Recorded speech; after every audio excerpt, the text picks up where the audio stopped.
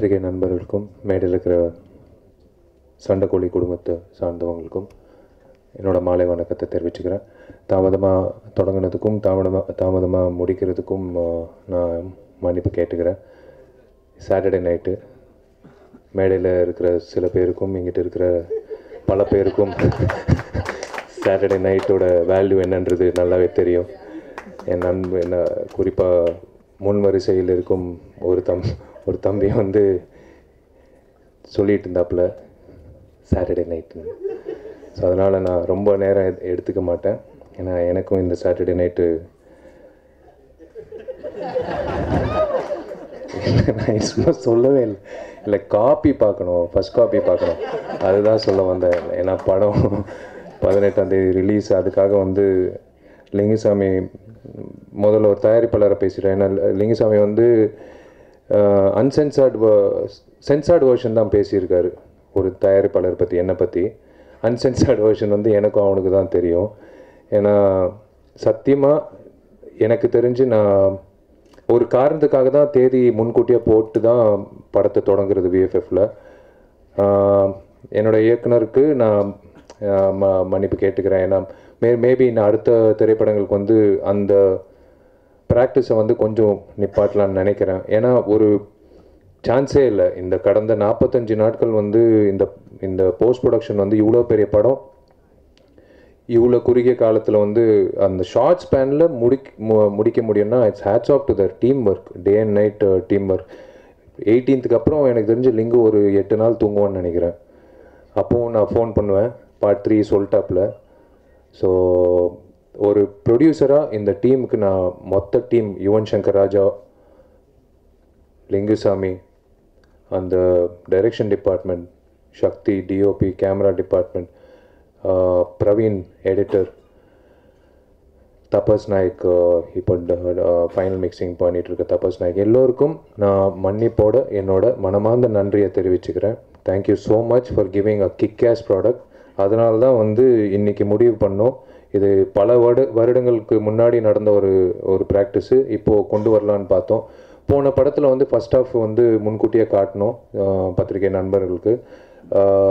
இந்த படத்தில் வந்து 17ஆம் தேதி காலையில் வந்து சண்டைக்கோழி படம் வந்து எந்தெந்த திரையரங்கத்தில் வெளியிட போதோ தமிழ்நாட்டில் அனைத்து திரையரங்கு உரிமையாளர்கள் அந்த ஓனர்ஸை வந்து கூப்பிட்டு ஒரு ஷோ போட போகிறேன் முதல் தடவையாக ரொம்ப வருஷங்கள் கழிச்சு. ஏன்னா 17th morning I want the theatre owners to see and enjoy the film first. படம் பார்க்கும்போது அவ்வளோ confidence, not over confidence, but அவ்வளோ கான்ஃபிடென்ஸ். இட்ஸ் அதை ஷேர் பண்ணிக்கணும், அந்த ஹாப்பினஸ் ஒரு தயாரிப்பாளராக ஷேர் பண்ணிக்கணும்னு நான் ஆசைப்பட்டேன். ஒரு தயாரிப்பாளராக நான் வந்து நடிகன் விஷாலை எப்படியாவது கொண்டு வந்து நிப்பாட்டணும். நான் முன்கூட்டியே சொன்ன மாதிரி அதுதான் வெஞ்சன்ஸ் ஃபிலிம் ஃபேக்ட்ரி. இது விஷால் ஃபிலிம் ஃபேக்ட்ரி நிறைய பேர் நினைப்பாங்க, இது வெஞ்சன்ஸ் ஃபிலிம் ஃபேக்ட்ரி.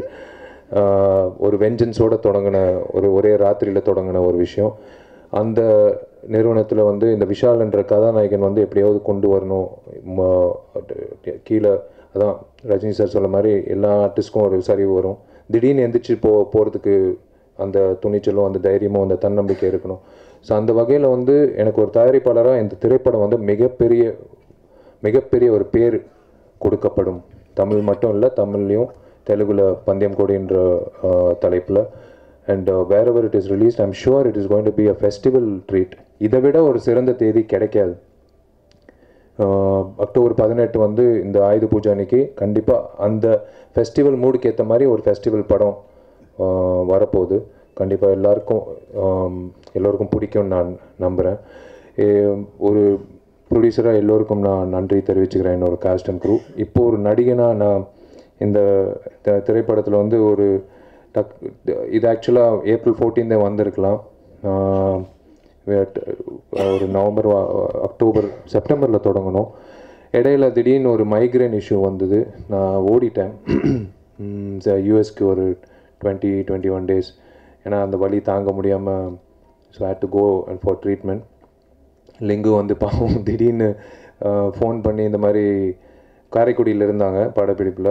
நான் போக வேண்டியது அடுத்த நாள், பட் முடியல, நான் யூஎஸ்க்கு கிளம்புறேன்னு சொல்லும்போது எனக்கே வருத்தமாக இருந்தது. பட் என்னால் அந்த நேரத்தில் அந்த மாதிரி ஒரு முடிவு எடுக்க வேண்டிய ஒரு சூழ்நிலை. அண்ட் தென் ரிட்டர்ன் ஆகி வரும்போது எல்லாம் யோசித்து பார்க்கும்போது என்னோட 25வது படம் இதை விட ஒரு சிறந்த படமாக, இதை விட ஒரு சிறந்த தேதியில், இதை விட ஒரு சிறந்த பிளாட்ஃபார்ம் மூலிமா போய் அமைஞ்சிருக்குன்னா உண்மையிலே I should actually be happy. இது ஒரு பிளெஸ்ஸிங் மாதிரி தான் அமைஞ்சு வந்திருக்கு எனக்கும். லிங்கு சொல்கிற மாதிரி இந்த படத்தில் நடித்த எங்கள் அப்பா கதாபாத்திரம் ராஜ்கிரண் சார் வந்து கிராமத்து காட்ஃபாதர் ராஜ்கிரண் சாருக்கு வந்து நான் என்றைக்குமே ஒரு விதத்தில் கடமைப்பட்டிருக்கேன். அவரை தொட்டாலே எனக்கு பாசிட்டிவ் எனர்ஜி வந்துடும். அவருக்கு சில நேரத்தில் அது புரியும், சில நேரத்தில் புரியாது. என்னை கட்டி பிடிச்சிட்டு அவர் ஒரு விஷயம் அது சொல்லும்போது ஆட்டோமேட்டிக்காக எந்திரிச்சு இன்னும் ஒரு 10 பிரச்சனை தோளில் போட்டுக்கிட்டு போயிட்டே இருக்கலாம்ன்ற மாதிரி ஒரு தைரியம் வரும். ராஜ்கிரண் சாரை பார்த்த உடனே வந்து லிங்குசாமி எதுவுமே சொல்ல மாட்டாப்புல படப்பிடிப்பில். ஆட்டோமேட்டிக்காக ஐயா துரைய முன்னாடி எப்படி மகன் நிற்கணுமோ, மாமாக்கள் எப்படி அந்த மாதிரி ஒரு ஃபேமிலி அமைப்பு எப்படி இருக்கணுமோ அதே மாதிரி ஆட்டோமேட்டிக்காக நாங்கள் பாடி லாங்குவேஜ் வந்து செட் ஆகிடுச்சு, டியூன் ஆகிடுச்சு.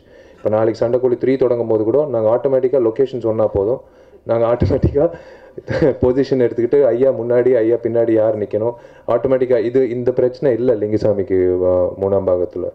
ஏன்னா நான் அப்படி தான் எங்கள் அப்பாவை பார்க்குற மாதிரி தான் ஒரு உணர்வு இருக்குது ராஜ்கிரண் சார்து. எனக்கு ரொம்ப ரொம்ப சந்தோஷமாக இருக்குது. ராஜ்கிரண் சார் மாதிரியே நானும் எதிர்பார்க்குறேன் அந்த 3ஆம் பாகம் சீக்கிரமாக தொடங்கும்ன்ட்டு. அண்டு 2 முக்கியமான விஷயங்கள் இந்த படத்தில், 2 அழகான விஷயங்கள் அமைஞ்சிருக்கு. படத்தில் எப்படி மீரா ஜாஸ்மின் நடித்து எல்லோரோட மெமரியில் வந்து அப்படியே ஆழமாக பதிஞ்சாங்களோ அதே மாதிரி இந்த படத்தில் வந்து அதாவது இந்த படத்தோட ஹைலைட்டு கீர்த்தி காயத்ரினா like because a good friend. So அந்த உரிமையோட அவங்களோட நிஜ பேர் காயத்ரின்னு அடிக்கடி கூப்பிடுறது. கீர்த்தி பொறுத்த வரைக்கும் 2 விஷயம். We are all waiting for to hold her national award. காத்துக்கிட்டு இருக்கோம். இது வந்து டெஃபினட்டாக நடக்கும். ஒரு எக்ஸ்ட்ராடினரி ஆக்ட்ரஸ் ப்ரூவ் பண்ணிட்டாங்க. ஒரு லவ்லி ஹியூமன் பீயிங், அது கண்ணால் பார்க்கும்போது தெரியுது. அதே சமயத்தில் இந்த படத்தில் அவ்வளோ க்யூட்டான ஒரு செம்பருத்தின்ற கதாபாத்திரத்தில் வந்து ரொம்ப சிறப்பாக ஹீரோ என்னென்ன பண்ணணுமோ அது வந்து இந்த படத்தில் வந்து அவங்க டேக் ஓவர் பண்ணிட்டாங்க. லென்த்தி பிஜிஎம் எல்லாமே அவங்க பண்ணிட்டாங்க இந்த படத்தில். 2வது முக்கியமான ஹைலைட்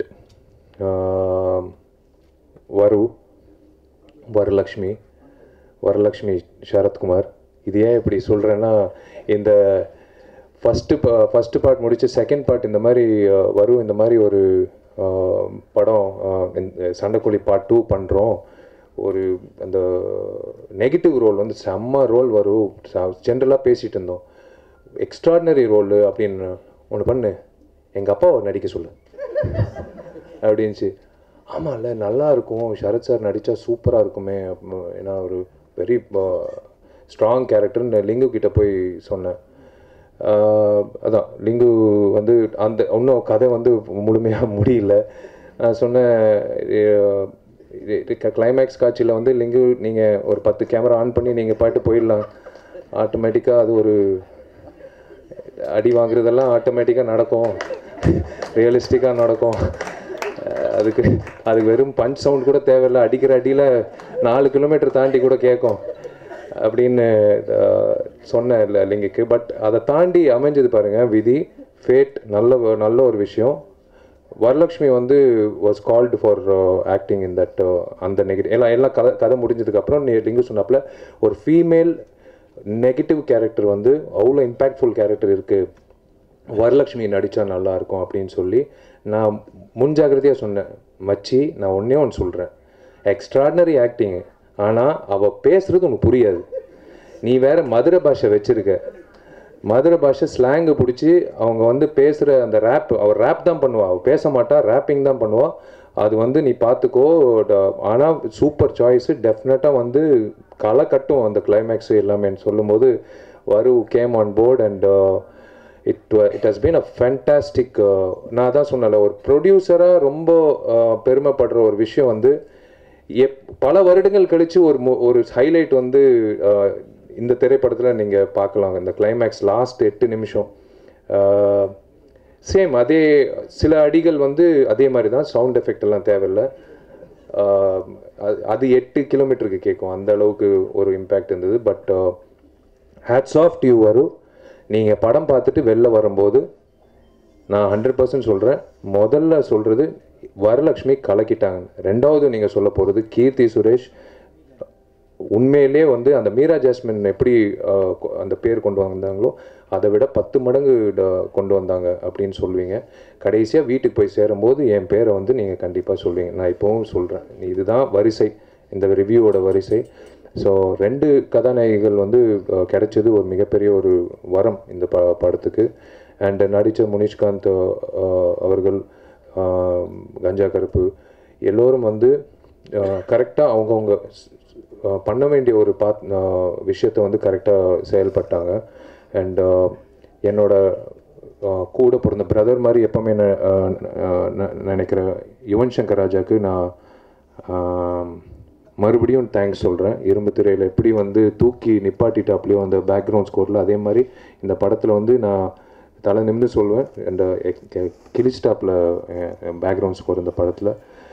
டிஓபி சக்தி வந்து எஸ், இந்த ஒரு இயக்குனர் வந்து சொல்வாப்பில், ஏப்பா இந்த டெக்னீஷியன் நம்ம எப்போவுமே நினைப்போம் இல்லைப்பா ஒரு பெரிய டெக்னீஷியனோட போகலாம் அப்படின்னு சில நேரத்தில். இன்றைக்கி நான் ரொம்ப பெருமைப்படுற ஒரு விஷயம் என்னென்னா, லிங்கு கேட்டோடனே இல்லைப்பா உனக்கு என்ன பிடிச்சிருக்கோ, யாருக்கு நீ வாய்ப்பு கொடுக்கணும்னு நீ ஆசைப்படுறியோ நீ பண்ணிக்கோ, சக்தி பண்ணாலும் நோ ப்ராப்ளம், டெஃபினட்டாக நல்லா வரும். ஜீவா சார் ஸ்கூல் தானே, அதுவும் கரெக்டாக அமைஞ்சு சக்தி இஸ் கிவன் ஹிஸ் பெஸ்ட். சக்தியோட he's going to go places and I'm going to see that and enjoy ஏன்னா பிகாஸ் என் படம் மூலிமா சக்தி ஒரு மிகப்பெரிய பிரேக் கிடைக்க போகுதுன்னு சொல்லும்போது எனக்கு ரொம்ப பெருமையாக இருக்கும். அண்ட் எல்லோரும் இந்த இந்த படத்தில் எங்கள் அண்ணனுக்கு நான் நன்றி தெரிவிக்கணும். ஏன்னா ஃபர்ஸ்ட் பார்ட் வந்து அவர் மூலிமா தான் தொடங்கி 25வது படத்தில் வந்து நான் நிற்கிறேன். ஸோ அவருக்கும் எங்கள் அப்பாவுக்கும் நான் நன்றி தெரிவிக்கிறேன். So it's going to be a very very big release October 18, 2018 throughout the world. யூஎஸில் 17th ப்ரீமியர்ஸ் தொடங்க போகிறாங்க. ஸோ அண்ட் டெஃபினெட்லி நீங்கள் 17 படம் பார்க்க போகிறீங்க. And yes, thank you so much. இந்த ட்ராவலில் வந்து இன்னொரு நல்ல திரைப்படத்தோடு நீங்கள் எல்லோரும் சேர்ந்து ட்ராவல் பண்ணதில் ரொம்ப ரொம்ப சந்தோஷமாக இருக்குது. God bless you all. And முடிஞ்ச அளவுக்கு நம்ம எல்லோரும் வந்து இந்த சமுதாயத்துக்கு ஏதோ ஒரு வகையில் நல்லது பண்ணுவோம். நீங்கள் எல்லோரும் நல்லா இருக்கணும். தேங்க்யூ. God plus.